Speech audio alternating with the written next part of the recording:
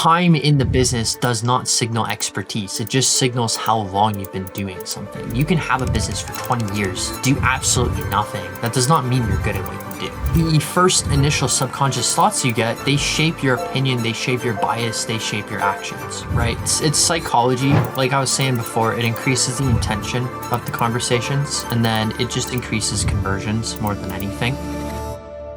Welcome to the Entrepreneur's Logbook Podcast. I'm your host, Zachary Bernard. You can find me on social at @It'sZachB. In each episodes, I bring on experts from various industries for you to learn about their strategies and insights driving extra business growth. Today, we're joined by Carson Spitzke, founder of Spitz PR, a firm that helps entrepreneurs and fast-growing businesses land media placements and press coverage in top-tier publications to build credibility and authority in their market. Carson is a 3 times Amazon bestselling author and a contributor writer for Entrepreneur, so he doesn't just understand how to get clients in the press, he's been in their shoes himself. Carson, it's great to have you on the show. Welcome aboard. Thanks for having me, Zach. Cool. Well, this is really a business entrepreneurship podcast. One of the things I always like to ask anyone that comes on this show is if you had to rebuild your company from scratch, knowing everything that you know today, what's kind of the thing that maybe you would do differently that a lot of entrepreneurs get totally wrong? It's really just not doing enough volume. So the framework that I came up with, because I did technically get back into PR a few months ago. We ran this company from 21 to 24, took a break, started a different company, came back to PR back in November. The big thing is validating what you have for the market. The easiest way to do this is just to reach out to as many people as possible. If your solution is something that people want, you will get yeses, but you're going to have to do a lot of volume to do that. So outbound LinkedIn is going to be your biggest friend for this. And you just want to make sure that you're getting the right people interested, because you can get people interested in almost anything, but it doesn't matter if they don't have an issue they want to solve, a desire they want to hit, or if they don't have the funds to purchase that solution. So really getting validation on the first part is the big thing. Yeah. And I feel it's so crucial. Volume is a big thing, and a lot of people forget. Some people are just going to go ahead, they're going to do some market research. They're going to say, oh, we're going to do some research. We're going to use ChatGPT, Claude, do research for 2 weeks, see if something works. But what you can do is you can literally just send a lot of volume, get direct feedback from your market, A/B test messaging, see what performs better, and then you can optimize your offer. And it sounds like a lot of people just disregard that. They just go to the market research route, the traditional route. And what you're saying is just do volume, see what works better, and just double down on what's performing. Yeah, no, exactly. A big thing is it is doing as much volume as possible. If you're doing email, I see posts every day. It's, I sent a couple hundred messages. No one replied positively. Well, you don't have enough volume to know if it's an email issue, a way you're sending the email issue, or what you have isn't validated. You want conversations as quickly as possible.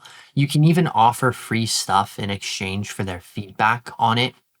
For example, for you, that might be getting someone on a podcast for free, right? Albeit it is going to take a bit of work and probably a bit of money to do, but you can validate based on the interest whether people are serious or not in accepting your offer, and then continuing after. Smart. I like that. So you can test what works and then just optimize and adjust based on that. Cool. I love that. And I think that's probably something everyone should be doing when they're starting their first company. But I'd love to shift gear a little bit and dive into more with your company. I'm obviously in the podcasting PR space. You've been in the PR space for a little bit longer than I have. And I'd love to understand, for anyone in the audience that hasn't gone through the process of looking at getting in the press, getting media. I mean, there's so many misconceptions where a lot of people think it's only the major companies that can get press, which in some capacity, the bigger companies are typically going to get more press, but that's not to say that middle market, smaller businesses cannot get press. And I'd love to understand, when a business owner comes to Spitz PR, what does that process look like from day one to actually landing that first placement? Yeah, before day one, it's pretty similar to what you would do, Zach. It's narrowing down where you can get them featured, where their story looks to be aligned, right? For example, we get a lot of companies that work on AI, right? And right now, AI is a super hot topic. And Mhm. if, for example, a manufacturing company that uses AI and is AI focused, if they come to us, we can get them a lot more coverage than just a normal manufacturing company because it is a hot topic.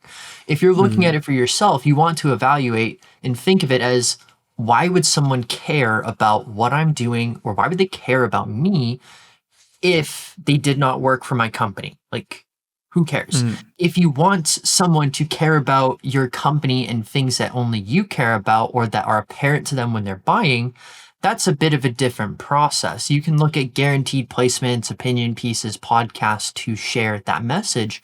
But Mhm. if you're looking at PR from exposure, getting as much eyeballs and market share of those eyeballs as possible, you are going to want to have to create a good story. And that might Mhm. mean from day one, that might just mean building studies, grabbing data Yeah. from customers that you can pitch out to journalists that are actually relevant. Whenever Yeah. we are done strategizing, though, what we see is if we're doing earned media pitching out to journalists, podcast hosts, things of that nature, Yeah.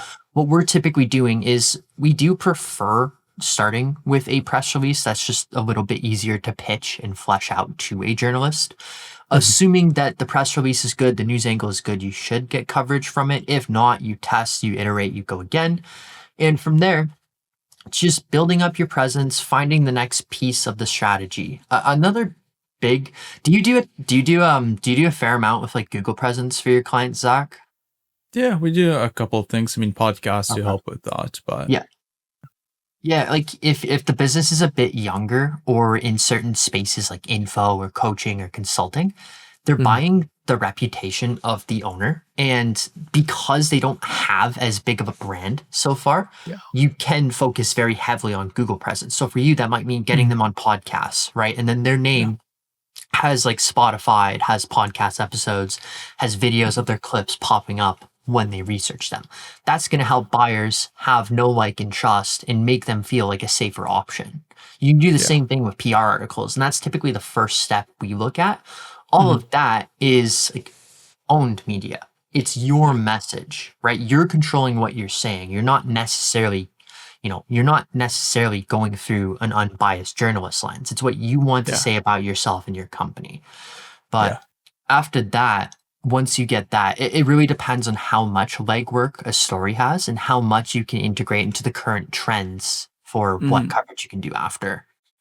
Yeah, I love that. And one of the questions I was a little bit curious to hear your take on is oftentimes you're going to have like some new startup companies are like, hey, we're trying to get awareness, we're trying to get exposure towards our company.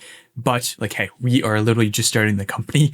We don't have too much traction. And in my experience, there's like two scenarios. You can either have a serial entrepreneur that has started multiple companies and then you can leverage the fact that they've built companies as like a credibility or like leverage point. But for the companies that are just startups, they're just starting things out. Maybe they don't have like that previous like entrepreneur, serial entrepreneur, like founder background. What would you typically like recommend them doing? I know you mentioned like a press release, like figuring out your strategy, making maybe studies to make it more relevant to journalists. But I'd love to hear if you have any other additional input on that. Usually, like the big thing we have seen, and the younger companies, they're not really too concerned with brand. It's how does this tie back into sales? Is that what you see? Yeah. Yeah. Yeah. Oh, definitely. So for them, it is usually Google presence at that stage. Like Okay. if, for example, if you're a consultant, right, and even if you have a good presence and you're talking to a mid-market enterprise level company, they're comparing you to how does this guy stack up against McKinsey and the big four companies, right? Mhm. Like, are these guys a big enough difference? Do I feel confident enough that I can justify hiring them, right? Yeah. And for that, the biggest thing is what's AI going to say about you? What's going to pop up when people do their research? So Yeah. it's really just reverse engineering your sales process and your unique selling points. Like for me, a Mhm. unique selling point is Google presence, research, familiarity, right? So for me, I want to embody that on podcasts and PR articles that I do for myself. But for clients, you want to take that same thing, put them on third party posts. Like Reddit is a really good one.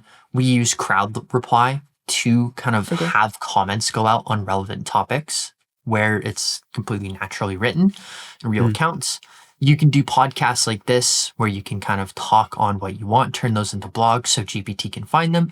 And then you just want to do a handful of small articles so that they populate and show up on Google. And you want to have like your entire sales process and selling points on there so that when a prospect goes to read about you, they are able to find it and at least resonate with that. Same thing with GPT, because GPT takes a lot more stock on publications and then Reddit and then third-party social reviews and then your website. So you want as much out there as possible so that you can say, like, so that AI can say that I recommend working with this guy. They're not risky. Here are the downsides to working with them, but they're fine. That you want that to be the result. The normal result for a young company is like, these guys are too new, they're untrusted, they're risky. So you want to get away from that as quickly as possible. I love that. So like a lot of like the startups brands, there should be shifting their focus around like, hey, we are like playing the long-term game. We want to make sure that we are investing in building our presence. So when we have potential clients, partners, investors, when they're looking at us, they can see that we know what we're talking about. We're legit. We're not going to run off to Mexico with their money or anything like that when they're making like that comparison to like the bigger firm.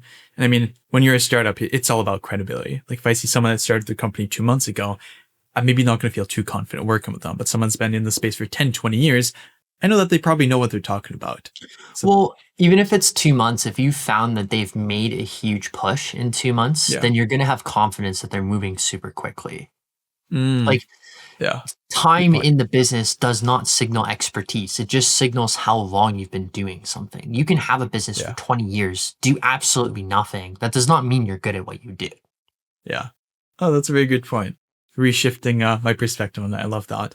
And one thing I'd love to understand is a lot of people, they think about, and you touch on to this a little bit, but I'd love to see if we can dive a little bit deeper into that, because a lot of these business owners, they understand like PR on like some level, but they haven't really connected the dot between like an article, a press feature, and like what it does directly to like their sales process. Like some people, they're like, okay, I mean, we want direct sales. Like how is a press feature going to get us sales? But they need to like shift that a little bit. So it's not always about direct sales, but it's also about the sales process that you talked about a little bit here. Yeah, the big thing is that like whenever you receive some type of email, like see some type of ad, like what are you typically doing? Like, are you just going to blindly opt in? Or if you like the idea, are you going to like shop around? Oh, I'm going to shop around. I'm going to make a bit of research in the first place to see if I should even want to work with this company before I give them my phone number and get ringed every single day by them. But yeah, no, exactly. There's friction on every point of the sales process. It is a battle subconsciously or consciously to where you are for that. It's very rare in today's market that someone is going to be at the point where it's, wow, you nailed this problem perfectly. I don't care who you are. I want to pay you right now to solve it. That's very rare. Like for me, whenever I get an email, if it looks enticing, I'm going to look them up to see if they are legitimate in some way, shape, or form, if they're the people to do it. If they are not, then, and if it's something I want to buy, I'm just going to keep going about my research, right? Or even if I opt in and give them my information or reply or reach out to them, I'm not going to have as good of a perspective. And the nice thing about human psychology is that the first initial subconscious thoughts you get, they shape your opinion, they shape your bias, they shape your actions, right? Like today, and this is not a good thing for me to say, but I was on a call today with someone that has historically kind of like wasted a bunch of time. So I tried to get out of this, but my default mindset was this person is going to be a bit of a time waster. If people are getting those assumptions where you're having to battle back from it, then it's not going to put you in the driver's seat for the sale. You might get the conversation, you might get the info, but their intention to buy is not as good. And a big thing is most buyers haven't heard of your company before. That goes in every market for virtually every single company out there. So the big thing is, how can you become as familiar to them, as trusted to them as possible, right? There's a lot of ways to go about this. You can create a bunch of content, whether that's podcasts, YouTube, LinkedIn. And as they see that, they start to think, okay, this guy's an authority in the space. He knows what he's talking about. You can also That takes time though. You can strap on to these large publications like the Forbes, the Inc., the Entrepreneurs of the world, where they Mhm. have already built a brand. They are well recognized, they are well trusted in the space. Yeah. Granted, the type of PR you do and the type of publication you do, it does make a little bit of an impact because there is some stigma if you do PR the wrong way, and Mhm. it can harm you rather than help you. But Yeah. yeah, more than anything, it's just giving someone a subconscious link that you are impressive, have high status, and that you know what you're doing. Yeah. Basically, it just makes everything else work more than anything. Yeah. And you talked about like the publication, maybe like some of them are not going to be like the best association from like a reputation standpoint, and everything. So you want to be like a bit careful when you go about which publication you want to get in. And that kind of Yeah. brings me to another point that I have. So with PR, I mean, for anyone not familiar with the PR space, there's really two types of like coverage. You can get advertorial or you can get editorial. And obviously the difference, advertorial, it's an ad, you're paying for it. Editorial, you're getting like organically. And for anyone that's like, hey, we want to get some PR, we want to get some media attention, what would your recommendation be when it comes to like, hey, we want to just start, we want to go at it? Should they be looking directly at getting some advertorial to get their wheels in the motion, or should they be strictly doing like editorial? I'm assuming it depends on the company, but I'd love to like understand if you have a perspective on that. It depends on the use case more than the company, in my Okay. opinion, and like the story. The big thing is you don't want to go too small. Like I have seen a lot of businesses that are like, oh, I got invited on this podcast. It's like 5 viewers. I'll go on it. No, you Yeah. really shouldn't, because that is going to harm your brand if that's the only thing they see on you. If they Mhm. see a podcast that looks super unprofessional, like yours is good, but if they see something that looks unprofessional, Yeah. or they don't like what they see, or your camera quality looks horrible. I did this in 2021 and didn't help me. But if, for example, like your camera quality looks like garbage, then it Yeah. is going to harm you. It is not going to help you. You'd be better off doing nothing.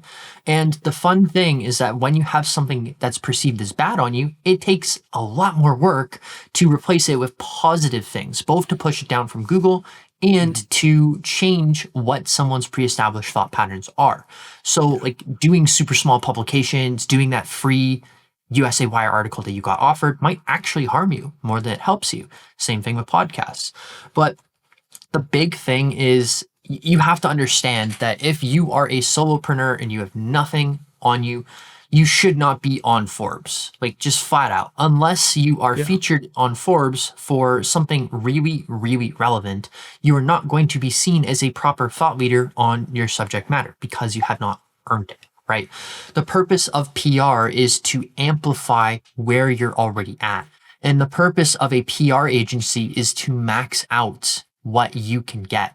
Like the average financial advisor does not deserve to be on Wall Street Journal, right? Because even if you have a super relevant topic that you can quote on, there's going to be someone that they like better to quote because they are seen as more of an expert than you.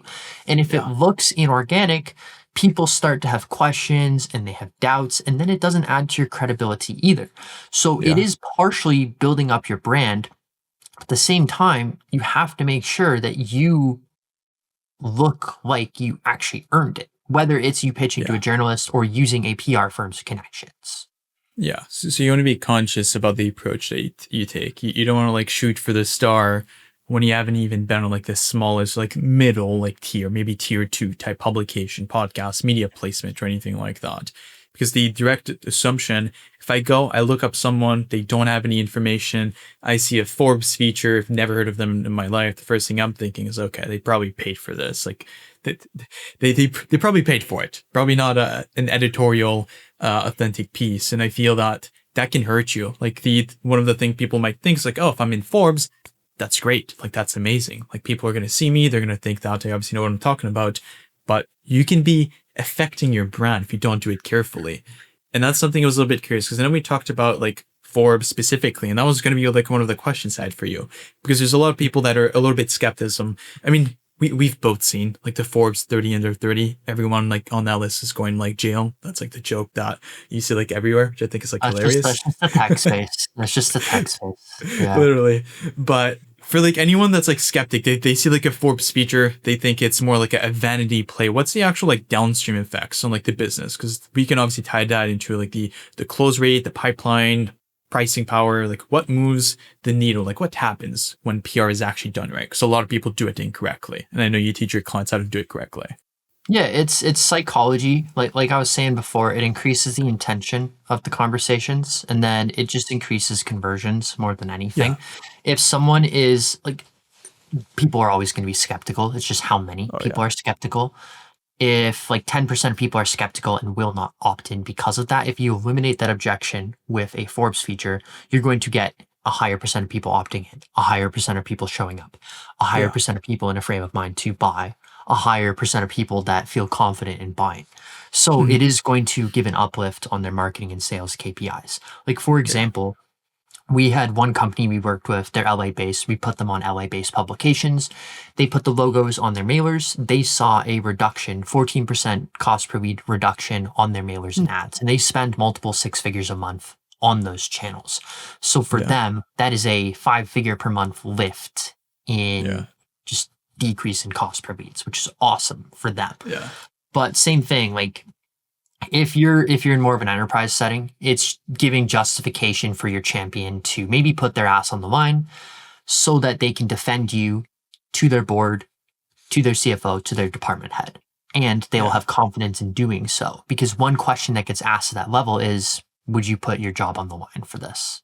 If it's a Mm. no, then they're going to go with the biggest option if Yeah. all options are deemed somewhat equal. So Yeah. it's making sure you're perceived as the best possible option, whether it's from a first glance perspective or from a deeper due diligence perspective. Yeah. And there's obviously like different ways to like leverage PR based on like what you're trying to accomplish, where you're at and everything like that. But on like the sales process side of things, because that's something that I feel like a lot of people are like, okay, I got PR, I put the ads, and banner on like my website, like what's next? Like what else can I do? And I'd love to like understand if there's a more like strategic approach after you get the PR, like how do you actually use it? Because I feel that's a big question a lot of people ask here. There's two ways. There's sales enablement, and then Yeah. there is generating opportunities from it. Sales enablement just means that you're making it as visible as possible. Personally, whenever we do a guaranteed placement for a client, they're usually an editorial, so we control the topic. So we want it to be Mhm. something that is going to be relevant to send out to a client, like a relevant Yeah. topic, say to the market, issue, objection that they bring up to you, that you can put on a third party publication that they will deem as relevant and worth reading. That's going to be a value add. No one wants to read an article about how great Zach Bernard is if they're in the sales cycle. They don't really care. Yeah. Well, maybe there are some industries where it makes sense, but not all of them. Yeah. So it's really just making sure it's visible, has a valid reason to be visible.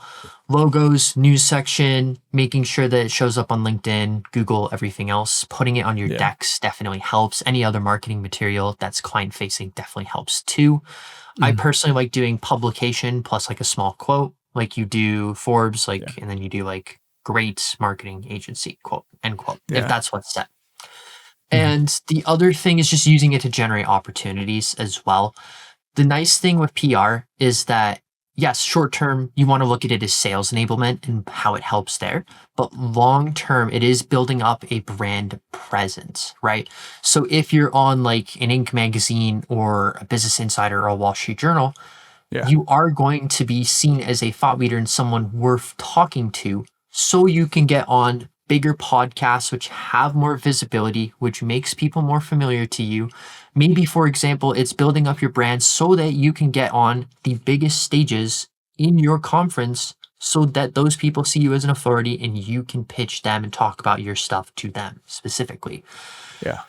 The doors are wide open, but those are the biggest use cases we have seen. And this Yeah. applies across the board to sales, marketing, recruiting, partnerships, and investor Yeah. relations, all not equally, but Yeah. similarly. Yeah. No, I mean, I think it's always interesting. I mean, even like the recruiting front, not everyone thinks about that. But if you build like a good like founder like brand, people see on LinkedIn, they like what you're about, then you're obviously going to get more better talent that will want to like work with you here. But just like wrapping things up, going back to, I'd love to have some like actionable like feedback, insights for like anyone that's like, hey, we have a company, we've been running some marketing, we've been running some ads, we do like a bit of outbound, but we're looking for that extra touch to like, hey, we want some PR. Like we read about it, we saw like they can be very helpful. Is there maybe 2, 3 bullet points or a little like piece of advice that you would have for any brands, companies when they're like, hey, we wanna get some PR, but we're just not sure how we should start or how we should go about it? Do you mean in terms of them doing it themselves or what they should consider before they bring someone on? I would say both actually. Like if there's anything they should be considering or before they start doing it themselves. Or maybe if they want to hire someone else, like a PR firm. So the big things we've seen, if you're doing it on your own, PR off the rip, like I would use something like Quoted, Harrow, or featured.com. Those are good publications. The reason why you'd want to do something like that is because those are journalists posting their queries, stories they're already writing, stories they're firmly committed to publishing, and they're looking for sources to answer questions. That's the easiest way to get featured. It's not the Mhm. most impactful coverage you will ever get because you're most likely going to get a mention and a couple words on you. But Yeah. it is very low-hanging fruit that you can fill out almost instantaneously, same day. Spend a couple hours on it. If you get some coverage and you can run with that to hit your goals, just do it. If not, and you need to do more, then what a lot of PR firms do is they either have their internal connections where when you speak with them, they're going to pitch you out and see if it's a good fit. If you don't have that, then the big thing is basically just emailing people to find those placements. We use tools like Clay to basically identify and validate emails and contacts of journalists. It is rather expensive, but it is the easiest way to get a niched down targeted list. Hmm. And from there, you do want to pull what they have written on recently to establish what their coverage is, to determine if they're a relevant person to pitch, and if they are relevant, how you can weave your story and what you do into what they're already writing on in similar topics to that. That gets you Hmm. the highest level of success at scale. It's way better to narrow down and pick a list of 50 journalists rather than just 200 or 300 or 5,000 journalists to pitch. Less is Hmm. more if you're more relevant. Yeah. Because if you're actually pitching with your name and your brand, if they don't like the pitch, then you're kind of screwed because journalists, you can pitch them again and again.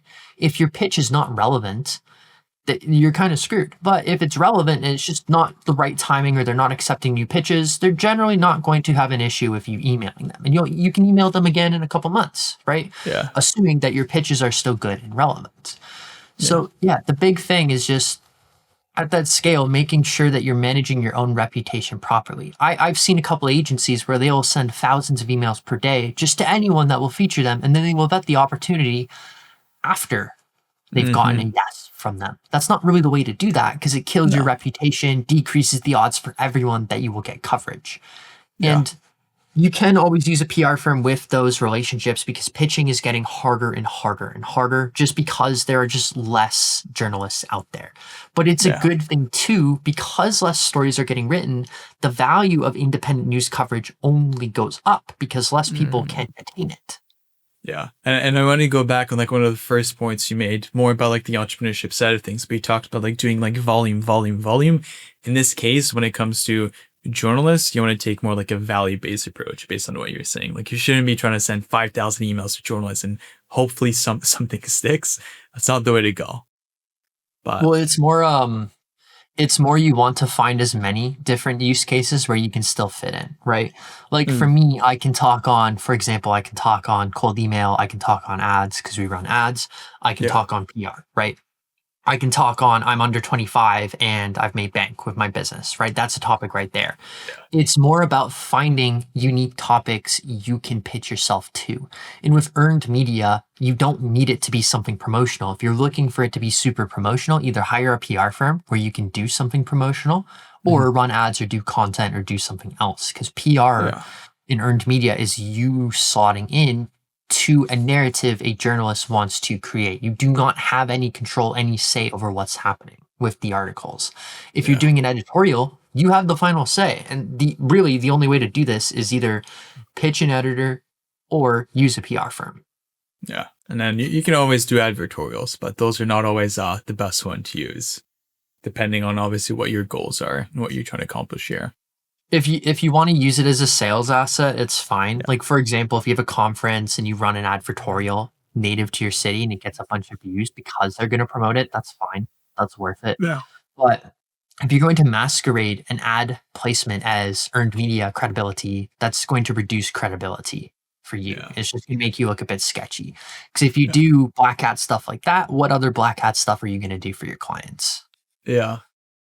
you want to be careful when you go about doing that. I love it. Cool. Well, Carson, thank you so much for coming on the show. And then, like, any parting thoughts for the audience here, or? No, that's really it. I mean, if you're evaluating PR, the way I've seen it as you're starting a company, you need a little bit to start. And then as brand becomes a bottleneck and you're seeing some of these issues, then you should take it seriously.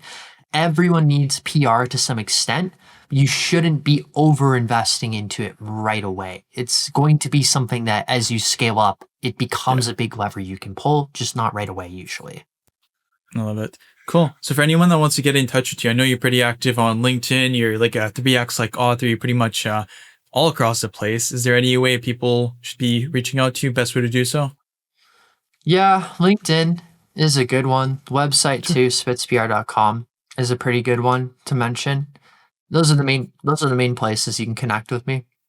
Cool. Well, you heard that, everyone. Head over to spitzpr.com. They are a leading PR firm if you want to learn more about the work that they do. And then to your listeners, if you've enjoyed this episode, make sure to leave a like, subscribe, review, all that fun stuff. And yeah, we'll catch you in the next one.